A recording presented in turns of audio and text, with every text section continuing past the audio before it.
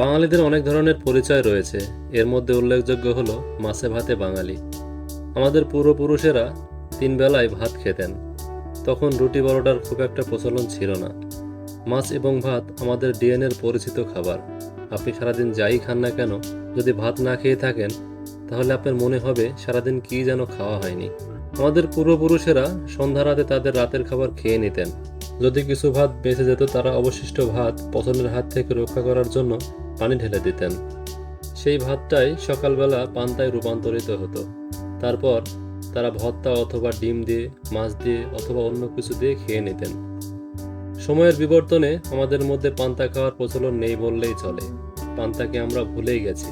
তবে পহেলা বৈশাখ আসলে ঘটা করে আমরা সবাই কম বেশি পান্তা খেয়ে থাকি।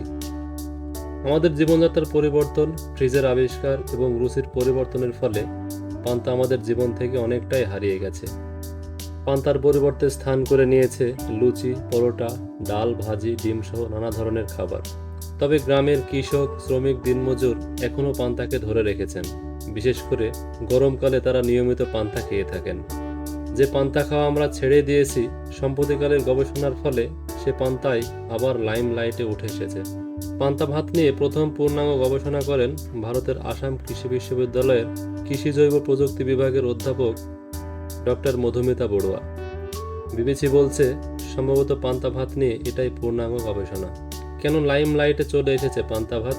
কি আছে পান্তা ভাতে?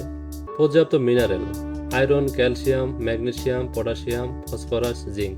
এছাড়া পর্যাপ্ত ভিটামিন রয়েছে। ভিটামিন বি6, বি12 এবং ভিটামিন কে।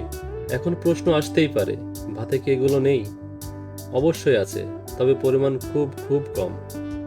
100 গ্রাম সাধারণ ভাতে আয়রন থাকে 3.5 মিলিগ্রাম। 100 গ্রাম পান্তা ভাতে থাকে 73.9 মিলিগ্রাম, প্রায় 21 গুণ বেশি। 100 গ্রাম সাধারণ ভাতে ক্যালসিয়াম থাকে 21 মিলিগ্রাম এবং পান্তায় থাকে 850 মিলিগ্রাম, প্রায় 40 গুণ বেশি। এছাড়াও পটাশিয়াম, ম্যাগনেসিয়াম, ফসফরাস ও জিঙ্কের পরিমাণও বহুগুণে বেড়ে যায়। মূলত ভাত ফার্মেন্টেশন বা গাজন প্রক্রিয়ার ফলে এই রূপান্তর ঘটে।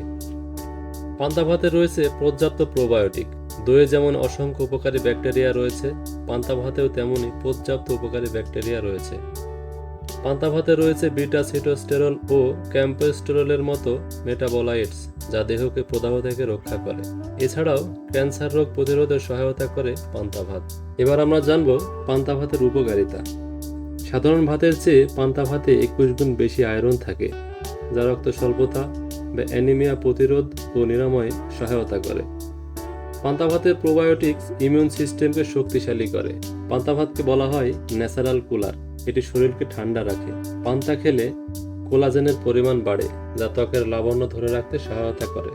বাংলাদেশ ছাড়াও ভারতের পশ্চিমবঙ্গ, আসাম, বিহার, উড়িষ্যা, তামিলনাড়ু, কেরালা, অন্ধ্রপ্রদেশ পান্তা ভাত ভীষণ জনপ্রিয়। সুযোগ পেলেই নানা পুষ্টিগুণে ভরপুর আমাদের পূর্বপুরুষদের খাবার লাল চালের পান্তা খান। কিছুদিন পর থেকে আপনি দেখবেন আপনার শরীর কত চমৎকারভাবে পরিবর্তিত হয়েছে। আপনি নিজেই এর সুফল উপভোগ করতে পারবেন। প্রিয় বন্ধুরা, এখন আমাদের দেশে গ্রীষ্মকাল। প্রকৃতিতে চলছে প্রচণ্ড দাবদাহ এবং গরম। সে কারণে এই সময় পান্তার কদর এবং প্রয়োজন সব থেকে বেশি। বৈশাখ জ্যৈষ্ঠ এই 2 মাস সুযোগ পেলেই পান্তা তৈরি করুন এবং সকালবেলা পরিমাণ মতো পান্তা খান। সারাদিন আপনার শরীর চনমনে ঠান্ডা থাকবে।